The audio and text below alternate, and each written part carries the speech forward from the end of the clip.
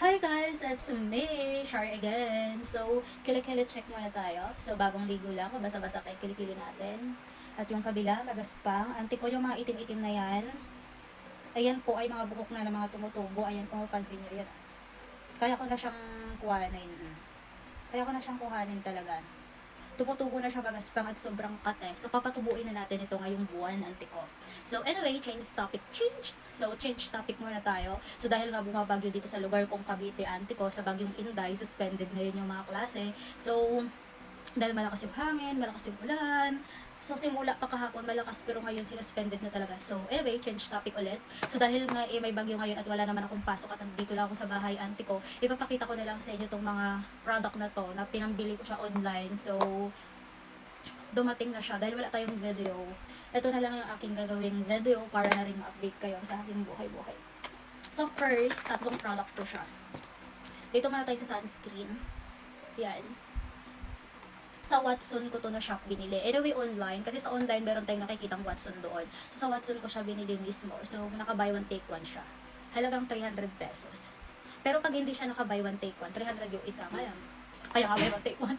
So, anyway, mga ate at angkol, kung nagtatanong kayo, ito po ay sunscreen. Ayan. Sun protection siya. So, skin protection din siya, anti ko, face and body. Pwede siya sa ating mga braso-braso, sa liig natin. So, ganito ang kanyang itsura. Ito yung loob niya. Anyway, na-try ko na to ng college ako. Yun nga lang kasi maraming mga viral ngayon sa social media. So marami ako na-try ng mga sunscreen na pag pinagpawisan ka yung katas ng mukha mo, tumatagaktak din dito yung sunscreen. Pag yung kulay ng sunscreen mo, kulay puti, yung pawis mo na mumuti. Pag yung sunscreen mo naman kulay brown, yung pawis mo nagiging brown. At ayun yung pinakaayaw ko sa lahat. Char! At ayun yung pinakaayaw ko sa lahat, yung pag pinagpawisan ka, yung sunscreen mo lalalagas. Ito siya, it is FDA approved. At maganda siya kasi sa Watson, trusted talaga siya ng mga dermatologists. So, ito naman yung kulay niya. Medyo pinkish. Pang babae siya. Medyo pinkish. So, meron nga, dahil nga naglagay na ako dito ng sunscreen ko sa mukha. Nagpulbo na rin ako. Hindi na pwede. Dito na lang sa liig natin. Try natin. Kasi itong liig ko, wala pa tong sunscreen. Ganyan yung itsura niya. Nag-absorb siya sa balat natin. At wala siyang masyadong white cast. Ganyan o. Diba? Smooth. Pinantay niya lang yung kulay ko. At pinaka the best talaga ito. Ito yung sunscreen sa Watson. Talagang trusted siya. Yung hindi ko pa na-try, yung Belo, kasi mahal eh. 500 yung isa. Tapos pag naka-buy one, take one, 500, dalawa na ang mahal. Hindi afford ang budget natin. For now, yung budget ko ay pang 200 lang talaga pang 300 yun eh. Oh my gosh, hindi ko na kayang ibalik ito. Kung paano ba to. Hindi ko na alam. Basta nakabuy one, take one siya. Gagamitin ko na siya.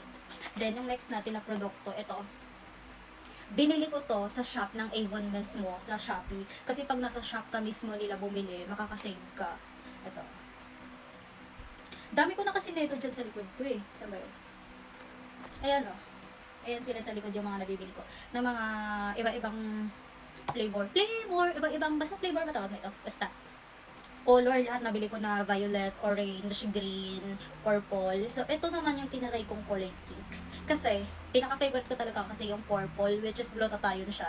Nakakaputi siya ng kilikili natin. Pero tinaray ko tong floral ngayon. So, subukan natin siya. Sakto bagong ligo ako. So, pwede siya sa babae at lalaki. 72 hours din siya. So, pwede dalawang araw, hindi ka maligo, hindi ka mangangamoy putok. Ganyan lang. Whitening na rin. Huwag kayong mag-alala, yung itim-itim na yan ay mga buhok na yan.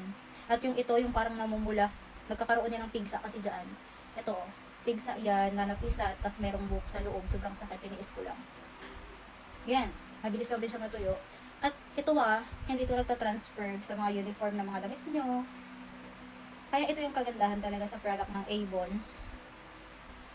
Tingnan nyo, namumula pa yung dito ko. Ayan, namumula pa siya.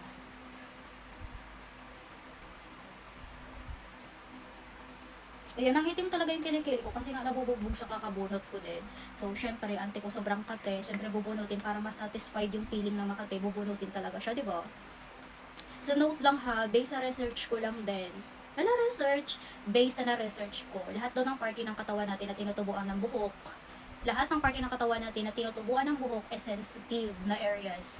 Like dito sa atin, down there. So, kaya siya tinutubuan ng buhok kasi sensitive yung skin natin. Katulad sa mga ilong natin, may mga buhok ko dyan, sensitive siya na part. Sa mga lalaki naman dito or dito, minsan meron nga ako dyan eh. Ayan. So, sensitive to the part. Kumbaga manipis yung area dyan ng balat natin. Basta yun lang siya. Pati yung kilikili natin may buhok, sensitive siya na part eh. Kaya once na binunot mo siya, winax mo, magkakaroon talaga ng skin reaction, kaya nangingitim, 'di ba? Kaya sensitive siya. Eh. Then okay, enough na dito sa pang-dalawang product natin. At sa pang-last na product natin, andyan po ba kayo nanonood? Hello, Char! Baka nawala na kayo. Anyway, ito yung pang-last ko na product. So dahil sikat niya ito yung product na to ngayon sa social media. Back to back din ang mga social media, orange up, black up, blue up, pero sa orange up ko to binili. Ito yung product ng GMCY. Saan ba? Ito, GMCY. So, sikat siya sa brand, na local brand na pagdating sa mga foundation, makeup, cosmetic, lipstick. So, try ko na ito. Pero, yung iba hindi ko pa na-try. So, gusto ko lang sa kanila yung eyeliner at itong mascara sa mata. Kasi, parang katumba siya yung Avon na volume mascara na kahit maligo ka, lumusong ka sa swimming pool, hindi natatanggal yung pilik mata mo. I mean, yung mascara sa mata mo, andyan pa rin. Anyway, hindi ko naman kailangan talaga mag-mascara. Ang haba ng pilik mata ko. Hindi na iba. Yan. Mahaba yung pilik mata ko. So, ito naman yan siya, yung kanyang, ayan. Medyo may alon, curve yung gitna na ito dito.